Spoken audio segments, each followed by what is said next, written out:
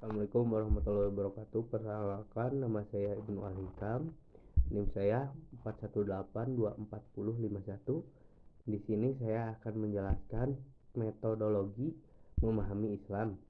Nah, metodologi memahami Islam ini adalah cara yang digunakan untuk mendalami ajaran Islam secara kritis dan sistematis. Ada beberapa pendekatan yang dapat digunakan untuk mempelajari Islam, baik dari sudut pandang historia, tekstual maupun kontekstual. Berikut adalah beberapa metode utama dalam memahami Islam. Metode tafsir. Nah, metode ini berfokus pada interpretasi Al-Quran.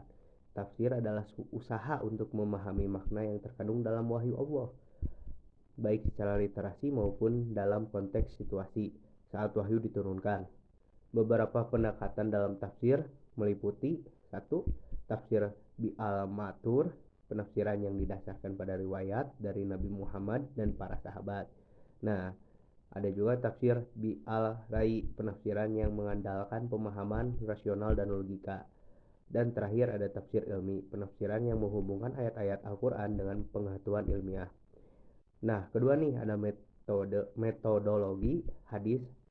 Nah, hadis mencakup ucapan, tindakan, dan persetujuan Nabi Muhammad SAW. Untuk memahami Islam melalui hadis, ada pendekatan tertentu untuk memverifikasi dan menilai keabsahan hadis. Beberapa pendekatan dalam metodologi hadis antara lain ilmu mustahalah hadis, ilmu yang mempelajari validitas, sahih, daif, dan hasan, dan rantaian periwayatan hadis.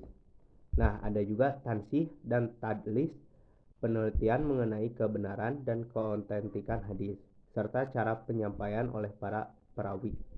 Syariah hadis menganalisis hukum-hukum yang diturunkan dari Nabi SAW. Metodologi dan ketiga, metodologi sejarah atau historia. Pendekatan sejarah digunakan untuk memahami Islam dalam konteks sejarah, termasuk kehidupan Nabi SAW, perkembangan awal umat Islam, dan sejarah peradaban Islam.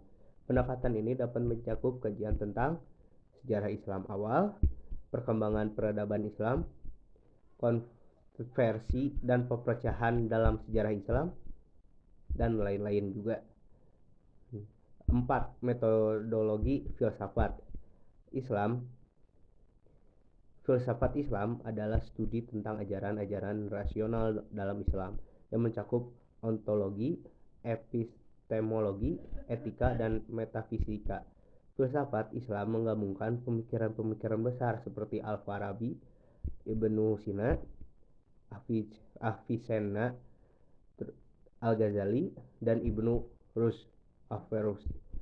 Metodologi ini menggunakan pendekatan rasional dan kritis untuk memahami prinsip-prinsip ajaran Islam seperti teologi Islam, etika Islam, filsafat politik Islam.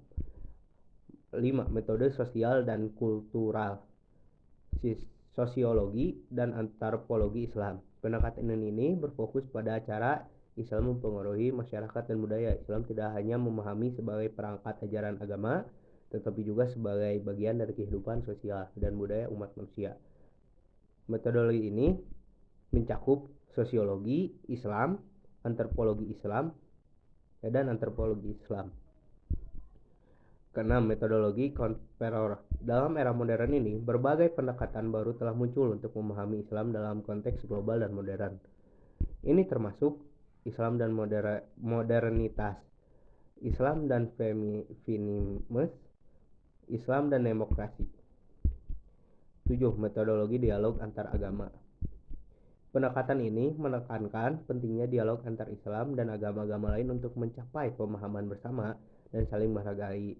Dialog ini melibatkan interaksi antar agama, toleransi, dan modernisasi. 8. Metodologi hermeneutik.